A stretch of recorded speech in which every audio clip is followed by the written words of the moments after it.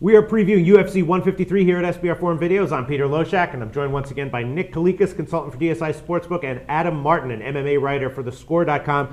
Now we're going to talk about Fabio Maldonado and Glover Teixeira. Teixeira, big hype, huge hype, minus 325 though. Is that line too big? Adam Martin, what do you think? It's hard to say. I mean, he looked like a killer against Kyle Kingsbury in his last fight, but that's expensive, man. I mean, Maldonado's a pretty dangerous guy. I think Maldonado is one of the more underrated fighters in the UFC light heavyweight division.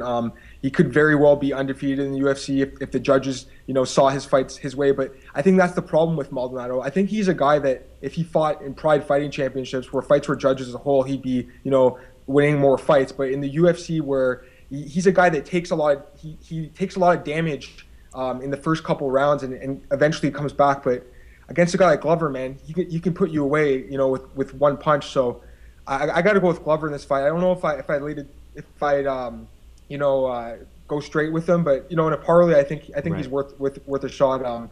He's a really good fighter, man. And I think if he gets this fight to the ground where he's better than Maldonado, he'll win the fight. Yeah, I tend to agree. What do you think, Nick Kalikas? Where'd you open this line? I mean, you got to factor in the hype whenever you're making lines for a fight like this. Yeah, right? The line's too high, and I opened it a little bit high on purpose because I figured it'd be a good spot to open. And it's been steady. It's been holding at 325, 345, somewhere around there. And I think it's a little bit too high though, because on the feet, Fabio is going to hang in there really good with him. Yeah. I mean, he's actually probably a little bit more technical as far as the boxing goes. So it's going to be a dangerous fight. He wanted to take this fight. A lot of people turned it down. Rashad Evans even turned it down. And I'm not knocking Rashad or other people for turning this fight down, because on short notice, dealing with all the hype that Glover's bringing to the table, you don't really want to suffer a loss like that. So, but Fabio knew this was a good spot to be in. I mean, he could come in here and pull off a huge upset, and then he takes that spotlight away from him. And on the feet, he has a chance to do that. He definitely has a chance. But like you guys said, and like Adam said, on the ground, though, Glover should take control. I know he's had a great training camp. This is the other thing that worries me a little bit. Fabio, in his fights, tends to fade a little bit as the fight goes on. And Glover does a little bit, though, too. So both of them have that in them. But at the same time, Glover's had a pretty solid training camp. He's been working like a beast. I know he's going to be a little bit, he should be in better shape. I mean, by all accounts, he's not taking this fight on short notice. So all signs are pointing to Glover continuing his streak in the UFC. And man, he would be an interesting matchup for John Jones. I'm not saying that Jones wouldn't be a huge favorite or he beats Jones, but he's got a great ground game. He's got power on the feet. Everything that some of the other challengers recently, like Dan Henderson, a lot of people are thinking, he's got that knockout power. Maybe there's a chance that line was like 6-7 to 1 instead of you're seeing it 10 to 1. So Glover's another one of those type of guys that he's got an outside chance, maybe against Jones, and they could probably sell that fight with all the hype and all the fear around Glover right now.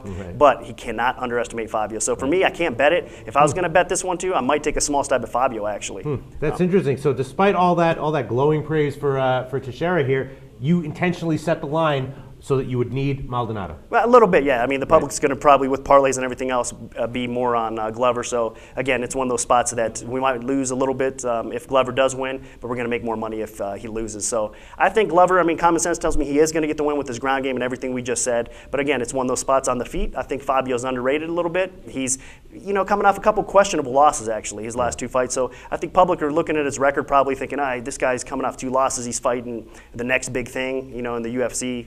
It's a walk in the park. It's not. It's going to be a fight. All right. Okay. Great preview, guys. Thanks so much for being here. Adam Martin from thescore.com. And as always, Nick Kalikas, MMA oddsmaker and consultant for DSI Sportsbook. Thanks, guys.